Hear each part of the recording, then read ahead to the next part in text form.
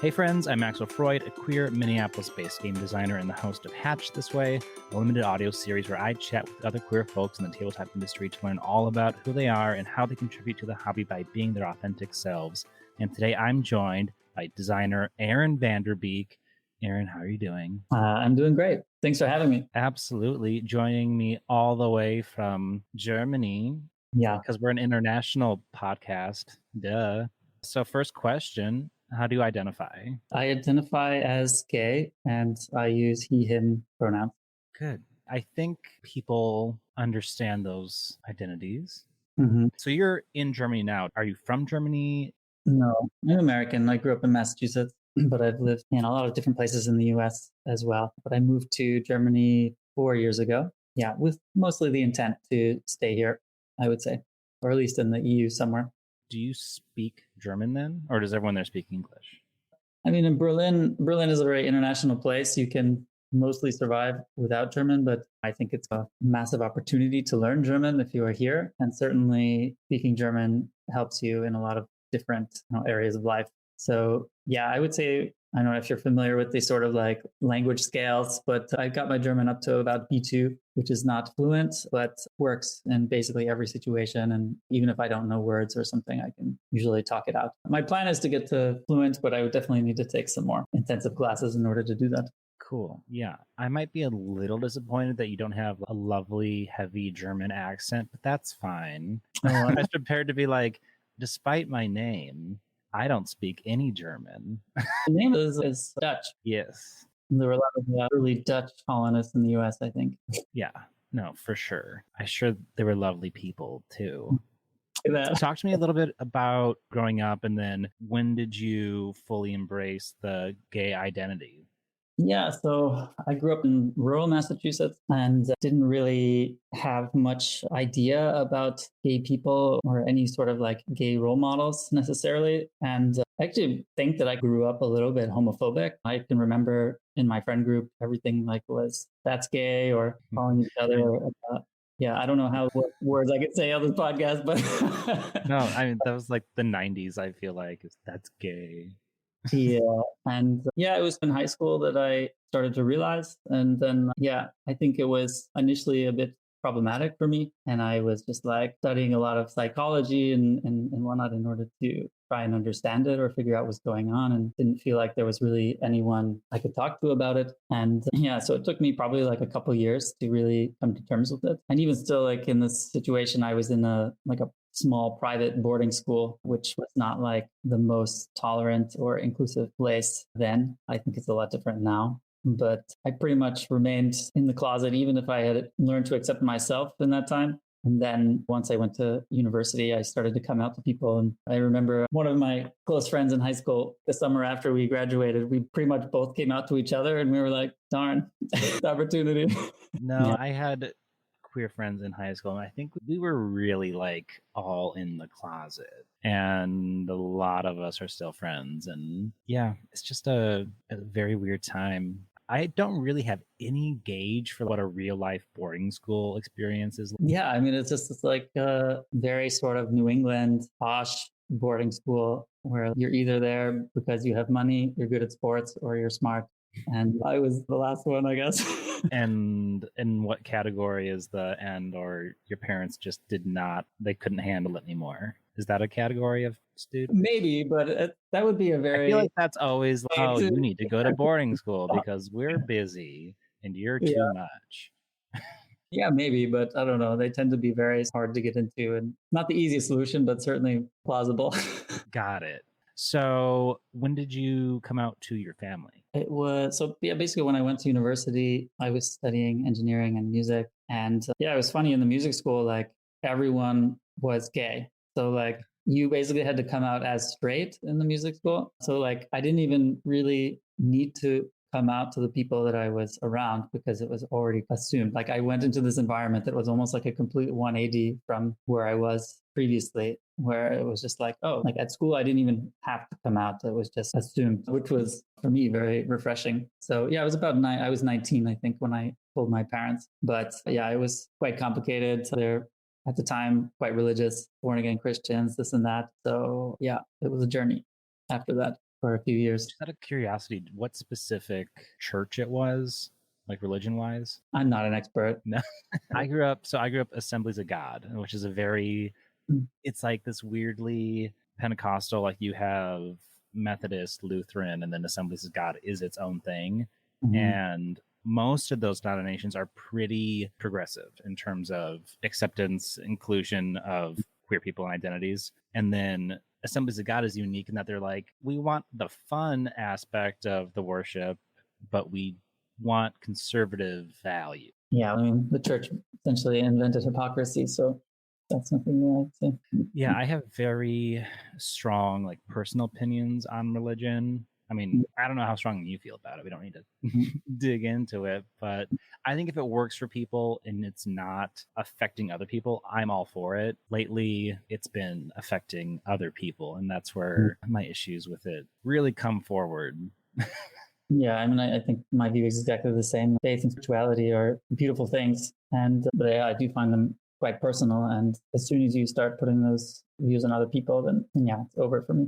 For sure. What drew you to Germany, and why are you like, yeah, this is it? I had mostly come to the decision that I wanted to leave the US. And I feel that. yeah, and I had the privilege of traveling quite a lot in my life. And even at my job at the time in San Francisco, I was working remotely like 3 months of the year. So I was just kind of traveling around a lot. And I had already spent a lot of time in Europe. So I made the decision that I wanted to move to the EU. And then it was a process of pros and cons to ultimately identify which sort of city I would land in. And Berlin made a lot of sense. I already had been here a lot. I had a network here established already, and there's a huge board game design community here and also video game design opportunity as well. And a lot of my friends in the US that came to Germany are here. So yeah, for me, it was just like easy. I wouldn't have to start from nothing in order to fit in, I guess. And also immigration in Germany is quite straightforward. There's lots of great visas to stay here without anything really official. And then once you get your blue card and whatnot, everything is just like lines up perfectly. And so other countries I looked at, I think it was not as clear to me the path to residency. So Germany just made a lot of sense. Okay. You just wanted to like save some money going to Essen, probably, I assume. Yeah, sure. Yeah. I've never been, but I really want to go. It seems awesome and wild. Mm-hmm. Yeah, Essen is great. It really is like a convention about buying games. Yeah, my one critique is that there's really like nowhere to play. So you pretty much have to organize playing like in your hotel or wherever you're staying, which also can be hard if there aren't like conference rooms or public spaces that the hotels make available, which a lot of them do because they know everyone's coming there to play board games. So it helps know where you're going to play, like in the evenings and stuff. Otherwise, yeah, you might just be like, where am I going to, I just bought all these games. Where am I going to? Yeah, I like conventions in that I get to like sample a bunch of things and not buy them. I like getting the quick and dirty and like seeing how a game plays. Like sometimes that's all I want out of a game. I mean, if there's demos, I'm down. I'll go anyway at some point, I'm sure. It sounds like a fun adventure. Yeah, Dresden is also really cool because it really is the biggest convention in the board game industry. So there's so many international publishers there. So that's usually what I'm like mostly looking at, or all these like smaller publishers that aren't entering into main distribution and just trying to like see what's up in that space. I'm not trying to go to Essen to buy games that I can get at the store down the street. I try to only get things that are unique to Essen. Yeah, people just bringing their games from other countries and just selling them there. Yeah, that is interesting. I don't know that I have any unique, hard to get international games because I don't run in that circle. Like, I don't play that many games, period, to be honest.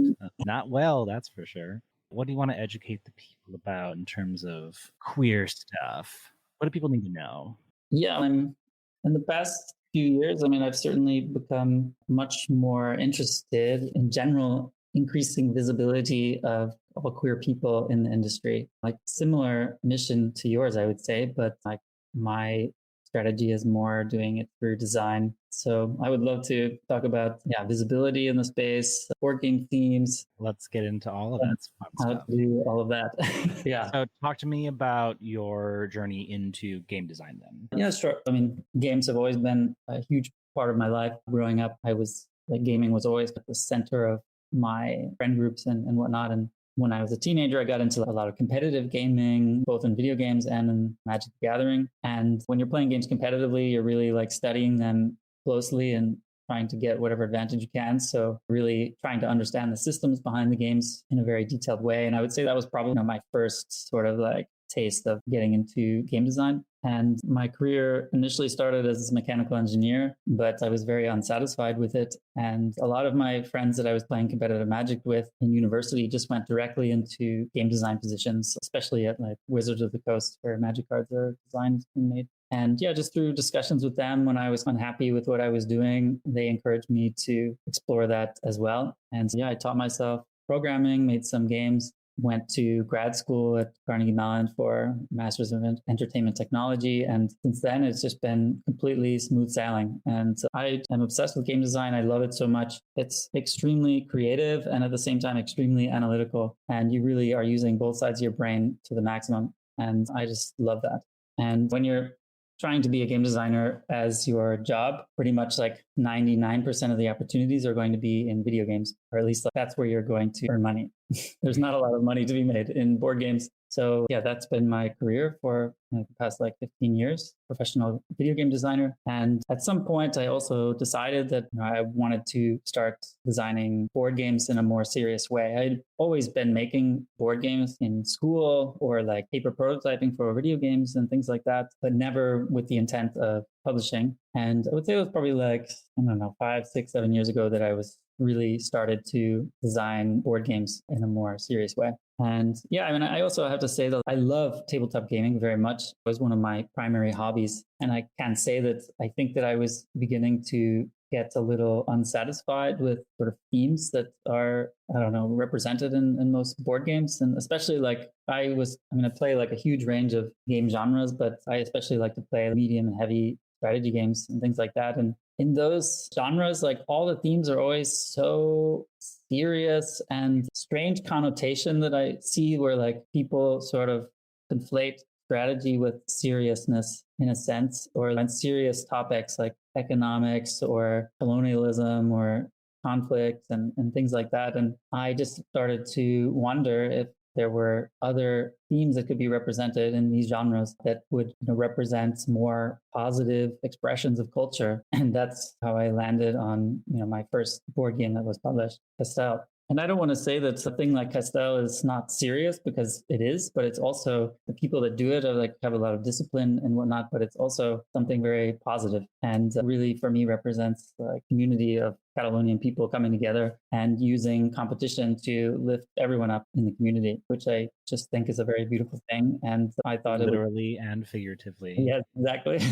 Totally. Can you quickly describe it, because we're on it? Can you describe what Castell is, an activity, and then how, like, the game? Yeah, sure. Castell is a Catalonian tradition of these human tower building competitions, and it's 300 years old. But these days, it's like a very active team sport. The teams are usually organized regionally or by city. And so there's a very organized set of performances throughout the year where teams will show up and just try to build a complicated tower and then take it apart without falling over. And then over the course out of people specifically. Yes, building a tower out of people. Yeah. And depending on the sort of complexity and or difficulty of the towers, they'll get points if they're succeeding. And then over the course of the year, then they'll determine who was the best team or who are the best teams throughout the year. But each like performance is really a cultural. So of course it's a competition, but it's also just a celebration as well. Yeah, in the Midwest, in Minnesota, we have ice sculpture competitions. I could see this being a similar kind of celebration of culture, although I think people sculpting sounds really cool. Yeah, why not? Yeah, and so in the game, you have these little tokens which represent the Castellers, and they're numbered tokens, and there are some rules that define how you can organize them into towers. And then over the course of the game, you're moving around different areas of Catalonia to recruit more Castellers to your team, learn tower building skills, which kind of let you bend the tower building rules to build more impressive towers. And then you're trying to participate in the festivals as well as some local performances in order to earn points. So that got published, and then yes, yeah. Then what? Yeah. Yeah, so that was published by Renegade. And yeah, I certainly always have a bunch of different prototypes going on. But right after that, I was in the process of moving to Germany. And then once I got here, I got going again on my game design stuff. And yeah, I had been having an idea for quite a long time that I had wanted to make a game about drag lip sync battles. Just thought it was another example of this sort of cultural expression that is, for me, kind of an uplifting and positive thing at the same time as being like a very serious and disciplined activity. I know a lot of people see it as like a silly and frivolous thing, and it is that, but at the same exact time, it's also very serious, and the people that do it take it very seriously and, become great performers through intention and practice. Yeah, we should probably educate the peoples on drag culture a little bit. I mean, I'm not an expert. I don't know what your experience with it. How did you get into drag? Was it, I'm assuming, Drag Race? Or did you know drag queens? Yeah, I don't actually know when I started watching Drag Race. I would do drag in San Francisco occasionally, but mostly just to go to parties and stuff, not ever as a performer or anything. So it was just something to do for fun. So obviously, of course, at some point, started watching Drag Race, was hooked on it, of course. And certainly the lip sync battle has been mostly popularized into the mainstream by Drag Race. And certainly there are a lot of references there from the game Extravaganza. So it took me maybe about 2 years to sort of form that idea into eventually the prototype that it is now. In my process, I'm usually just starting with some base assumptions about the design and then coming up with a complete game. And then if it's working, I develop it, and maybe you develop it into a corner that it's not going to fulfill your thing that you want at the end. And so I'll just throw it away and start over with some new assumptions. So I probably made at least 10 different complete games around this idea, and then eventually landed on the prototype that would eventually become the final game. And so it was also a process to decide to self-publish it as well, because I had been showing early prototypes of the game at playtesting events here in Germany. And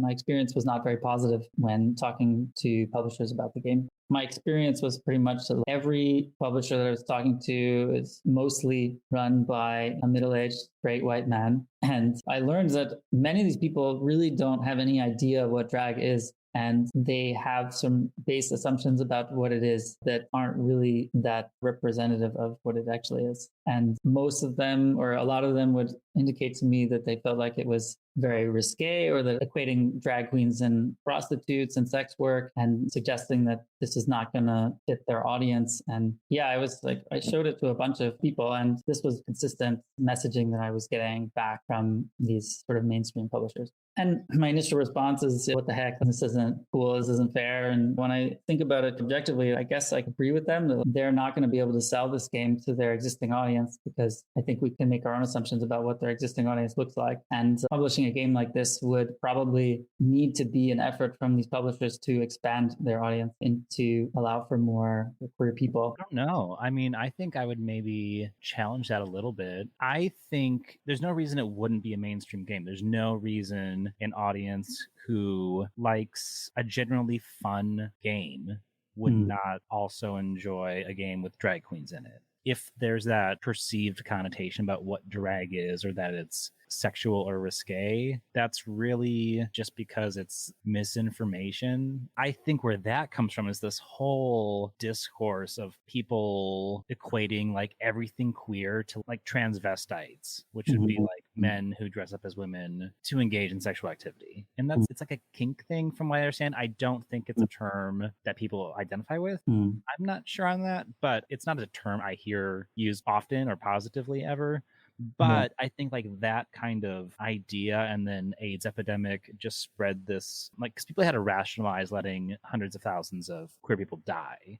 So they're I think it's because they're sexual deviants, because it's a sexual disease. So sex became part of our identity. I think that kind of entered it. And so anything we do, whether it's drag or anything with a queer label, it's risque. You're having sex on stage, you're doing everything sexual. Granted, a lot of the way we talk and language we use is hypersexualized, but I honestly don't think it's any more sexualized than straight men talking about whatever. Yeah, totally. Sex is also a theme in drag, and that's not a bad thing, but it's more about the fun. of it, as opposed to being vulgar in a sense. So Yeah, like, drag is, it's like gender expression and identity, and gender is a construct, and it's playing with that construct in a way to discover things about yourself and like sides of your personality that you don't always get to express comfortably in just everyday situations. You're expected to dress a certain way and act a certain way, and drag is this really beautiful opportunity to put on a completely different character and just try something completely different from your day to day and be celebrated for it.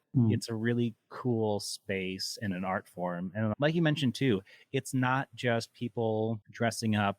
Usually it's a gender swapped, not necessarily, but some kind of gender expression thing and putting on sparkly outfits and a lot of makeup. There's also like the pageantry to it where, like you said, it's very serious, where it is basically like a beauty pageant. It really is a beauty pageant, like very similar structure, I guess, but very different vibe than what people think of as like the Miss America pageant. Like we have pageant queens and they live for the pageant circuit, and they have very expensive clothes and they spend a lot of time. Like no one would come down on a woman if she said, "Oh, I was Miss Minnesota or I was Miss Iowa." If you're a Miss America contestant, that usually speaks highly of you. So I don't know why being a drag queen in the pageant circuit would be like, "Oh, you're a drag queen and you do that for a living?" Yeah, maybe people just don't see the quality of it. Maybe that's another thing too, is like the quality of drag has definitely changed over the years. Maybe, yeah, sure. I mean, it's just, yeah, I think it's becoming a lot more visible in the mainstream, which is in general a really good thing. But it just like made me sad to see these people in the industry being, in my opinion, like a little clueless. And it started to dawn on me that ultimately I would probably have to do this myself if I really wanted the game to be a real thing. It was after that I made the decision to self-publish it, and I basically meant that I put aside all my other game design work in order to focus on the logistics of developing this game while getting everything done to publish it, because it really is a Herculean effort to publish a board game. Maybe talk about that a little bit, because I don't think I've really dug into. We don't need to like go super deep, and there's other podcasts about it. But talk to me a little bit about the scope of, okay, well, do it yourself. It sounds easy in theory. And then once you get into it, obviously there's a lot of logistics and steps that go into actually producing a physical thing that gets made, shipped to people, they play it. Yeah, especially like a game of this sort of scale and scope. It's a medium strategy game. It's a bigger box than just making a deck of cards or something. But yeah, I mean, from the beginning, you have to get the illustrator or figure out the art, and then also graphic design. And graphic design, I think, is like something extremely rare in the board games industry. It's like very hard to find great graphic designers. Luckily, I was able to find an amazing illustrator that had a lot of experience already illustrating drag queens. So that was amazing. I didn't have to explain anything to him, and I could just give brief descriptions of everything, and he would just go above and beyond with the art, and it just, for me, it just looks incredible. And yeah, and once you have your everything graphic design and illustrated, then you really need to start thinking about how you're going to put it out in the world. And obviously for a small publisher, that's usually crowdfunding.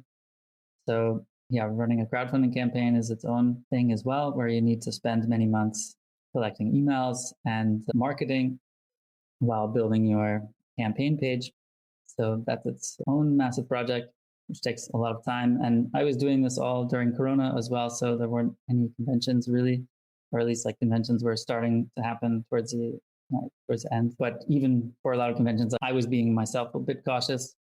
So wasn't really trying to go to many.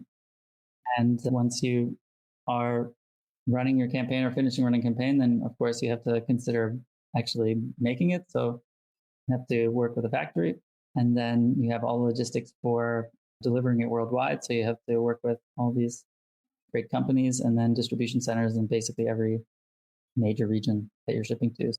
It's basically 4 or 5 kind of full-time jobs.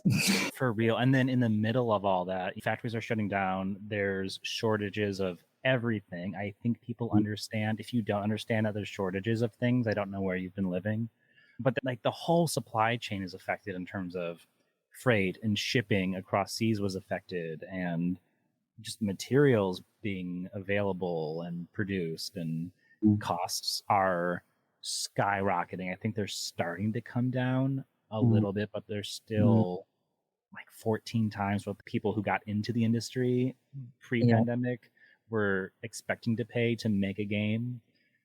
It's a really tough time to get into trying to self-publish if you don't have a ton of capital to keep yourself flexible for all the unseen circumstances that could and probably will go wrong along the process to try and get the game to people. And it's going to take way longer than very patient backers are expecting. Only the most patient of people back games. This is a known fact. Yes, that's true. Yeah, and of course you have this now, like once your campaign is launched, then you have customer service is the other like full-time job that you have as well.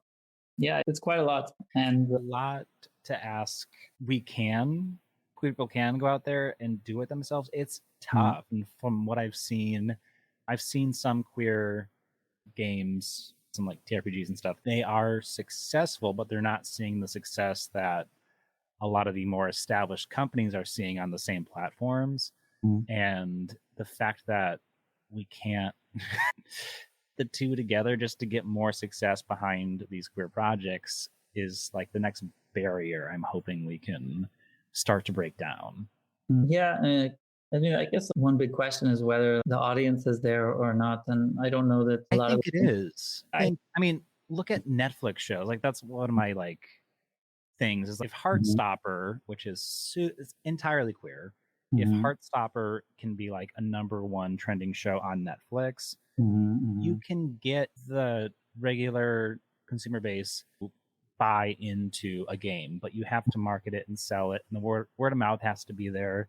It takes a massive effort, and if you're going into self-publishing and you don't have the email list or the audience built in already, a more established publisher would have, it's a huge uphill battle because I can't afford to buy every game that comes to Kickstarter or hits shelves. Like I am very selective about what I buy, and games take a lot of time to learn and play and organize and get people over. So I'm very selective about what games I bring to the table. So it's a very competitive field to try and break into. And I think the more of us that do it, the more presence we take up, I think the easier it'll be to find success as a marginalized group, and then have games that feature us be considered just normal mainstream. They're not, this like boutique, you want a game here, you can have a game, and the 10 people who will buy it will have it then, and they can be satisfied. I think that's the mentality for it. You have to change the minds of the people who say, if we make this queer game, there's like, 10 of you, so why would I invest that when I can reprint this other game with a different theme on it and people will buy it? Why would I take a chance on the marginalized person? But I agree that I do think that a lot of queer culture is reaching the mainstream. Yeah, I mean, me wanting to make this game, I wasn't going into this being like, oh, this is going to be like a huge hit. This is my meal ticket or something. But for me, I really just want to show that it's possible. And hopefully people will see it and be like, oh, maybe I can make a game about something that interests me. Or I didn't know the games could be about that. I mean, that's how I got into film. I saw Hedwig and the Angry Inch. I was originally going for animation in college, and then I switched to film after I saw that movie, and I said, I didn't know you could make a movie about this kind of thing in the way that had told a story. And in case no one's familiar, Hedwig and the Angry Inch is about a queer person who grew up in Berlin and then has a botched sex change surgery to try and escape the country, and then they start a rock band. The plot is very hard to describe in a short amount of time, but it's this like super queer musical still to my day, like one of my absolute favorite shows. And the movie's incredible. John Cameron Mitchell starred and directed in it and produced it, and his process for all of his movies is really cool. And it's just something like the same exact thing where I saw that was possible. I was like, I want to do that. I want to tell stories like that. So absolutely, I think that's amazing. That's what you have to do. Otherwise, I would never have known. Yes, I mean, I certainly, at this point, the creative work for Extravaganza is done. And it's only the logistics now of sort of producing and delivering it. Yeah, I'm certainly like, my mind is now moving to the next creative projects. And so I'm definitely thinking about more themes and ideas that will also contribute to the idea of increasing visibility for LGBTQ people. No, that's awesome. Do you still plan to keep self-publishing then? I think, I mean, I probably will be engaging with the sort of playtesting network again. But now that I've gone through the process and I am more familiar with it, I think it's more likely that I will do it again. Yeah, but I mean, it could be that maybe I'm licensing some games and some games I'm doing myself, because I just really feel like I should never expect or wait for someone entrenched in the mainstream to open the door for me or us. And because in my experience, it's just not going to happen. If I want to make these games, then I have to push them into reality. And yeah, I think that the community and the support, I think, will come as long as I stay true to what I'm doing. So I'm not that stressed about, for now, mostly working on the fringe, self-publishing and whatnot. I mean, that's most of our lives, right? Yeah, I think I totally agree. I think if you do it from a very authentic place, then I don't see how you can't be successful. And I think the people, whatever you do or make, will resonate with someone if it is authentic. And I like this podcast would be an example. I hope it resonates and finds someone who just needed to hear a story about another trans person's experience, and suddenly they're like, yeah, that's what I needed today. That's the goal with this.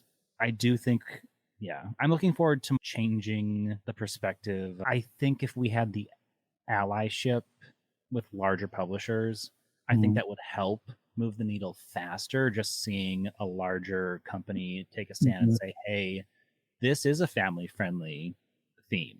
I think that challenging this internalized bias of if it's queer, then it's not family friendly or it's not mass market friendly. We're still people. It's not everything we do is awful and a sin.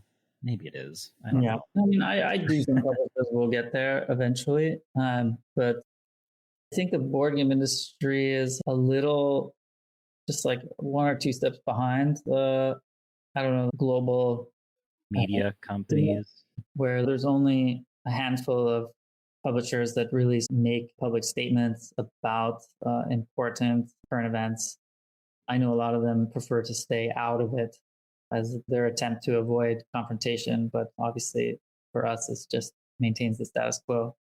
But I also think that a lot of board game media and publishers also are going to have to accept the audience that they've cultivated for themselves, which is going to be a rude awakening when they start trying to become more inclusive, which might make it harder for them in the future. That's a good point. I mean, if you're not making statements now and the market does change, then you're going to be stuck with all the people who might not be for it. And then you're going to lose your audience when everyone else is gaining audience. Yeah. And it's been fun to see some of my friends observe the things going on with Extravaganza. A lot of the mainstream channels that follow upcoming Kickstarter projects all ignored Extravaganza and didn't say anything about it. And a lot of my friends were surprised by that. And I'm like, this is what queer people deal with all the time. Now you can see what that looks like in the board game industry.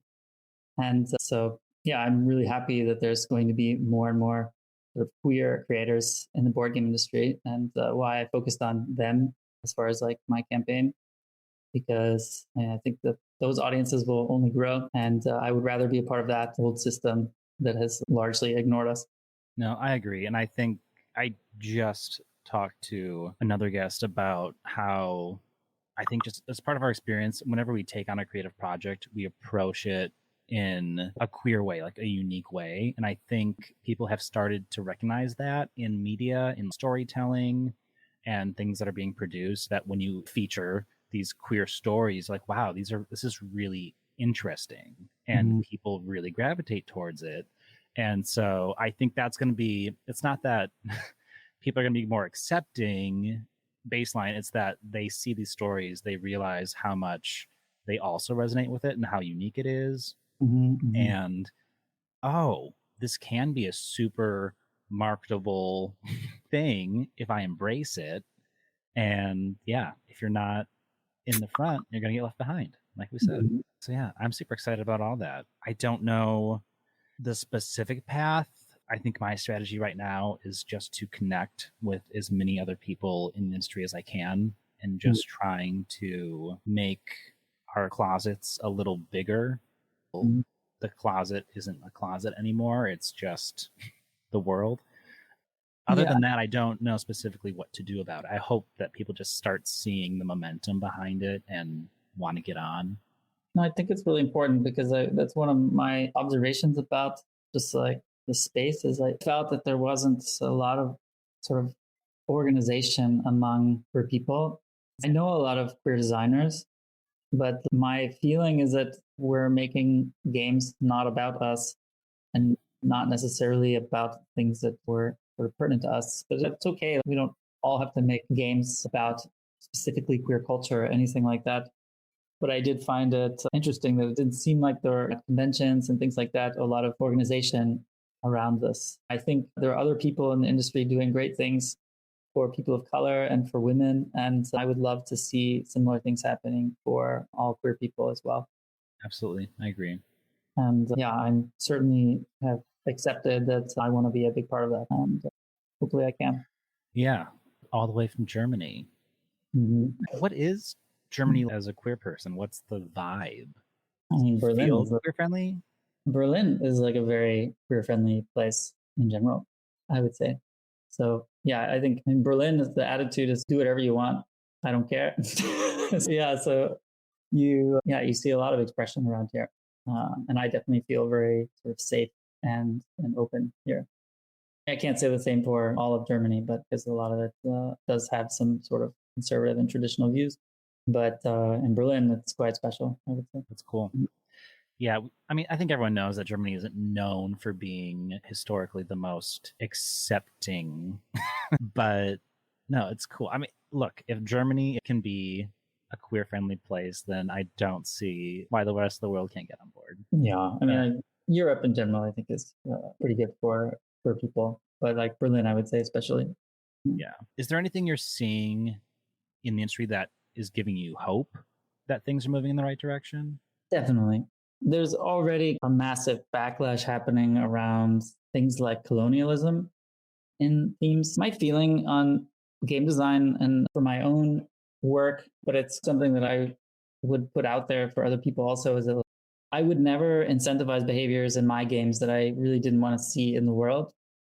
I'm not the person that is going to be trying to create games where you're pillaging something or exploiting people or invading something. Maybe it's a style thing, but that's just my attitude on it.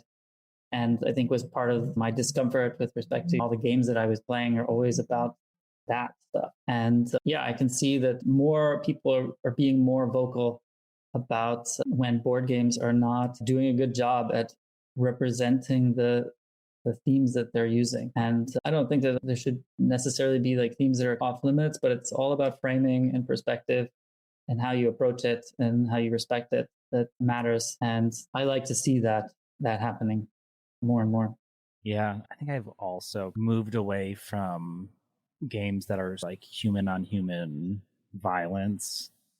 One person was talking about a game he was designing. He's like, oh, and you're fighting the terrorists. And I was like, I get it. I get there are terrorists out there. I don't know that it's up to me to decide whether they are worth living or dying. And it's just a weird theme to put into a game. And if you don't do it very carefully, you're really also just building up biases that a lot of people post 9/11 just were still trying to get, especially in America, people to not be awful towards brown people. And it's just a lot of ignorance that comes with it. So I don't think we need terrorist games. I just don't think we need them. There's a lot of themes I just think we don't need it. It's really not needed. I think there are other things. There's so many other things. So, I mean, that's like part of also what I hope to show people is that other themes are possible, and strategy games can be about lots of different things, not just building kingdoms and invading countries and stuff like that. Killing evil people. Yeah. Evil people. Yeah. Cool. So how can people find and support your projects? Yeah, good question. I mean, I'm on Instagram and Twitter. So Instagram is just my name, Aaron Vanderbeek, and Twitter is _beek. And I think you have to just Google around for Extravaganza. I think I have a sort of pre-order page set up for as part of the Pledge Manager. Yeah, that should be available from the Kickstarter page. You just end up finding that. Yeah, that's pretty much it for now, I think. Cool. I really appreciate you coming on and talking about all the gay stuff with me. Yeah, I really appreciate you asked me to be a part of your podcast. I really appreciate that you're doing it. And I hope it's a big success. Yeah. Thank you for letting me be a part of that. Yeah, it was not meant to go on this long. I meant to do like a couple episodes. I was like, oh, I'll do 6. And then I ended up doing 12 because there are just so many of us, it turns out. I mean, it probably will lead into more things and bigger things. Yeah. No, it's been great. I've really enjoyed it. I don't know that I would actually have these conversations with people if I didn't create a space to have them.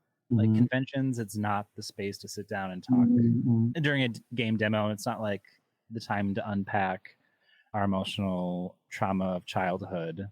Maybe it is. It could be. But no, it's been great, and I've really enjoyed it. As a disclaimer at the end here, I just want to remind everyone that we're just a couple of queer folks, and we do not speak for the entire LGBTQI plus community, nor are we trying to. The best way to be an ally is just to keep learning, listening. Remember that we're all just trying to figure this out together. That's all I have. If you're listening, know that you're loved and perfect just the way you are. And till next time, bye. Ciao.